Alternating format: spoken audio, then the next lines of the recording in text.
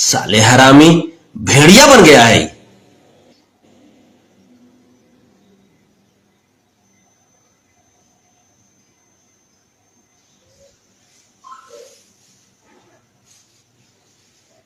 कुत्ते की तरह बात करते हैं, लोमड़ी कहीं का।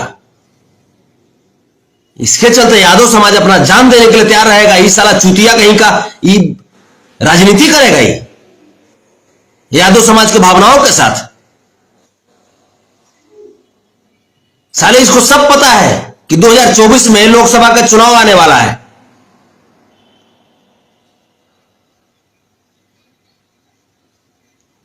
इसको बीजेपी यूज कर रहा है, खसरिया को। इसी प्रकार से निरहुआ करता था। निरहुआ का भी यही स्टैंड होता था पहले।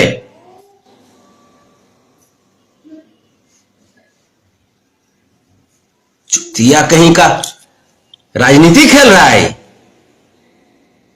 यादव का इतिहास तुमको पता है रे? हैं? यही रेजिमेंट का जो टोपी हम पहने हुए हैं, 114 को यादव मिलकर के पूरे चाइनीज के सैनिक को भगा दिए थे। रेजांगला धाम जाकर के देखो ना, हीर धाम, वहां इतिहास में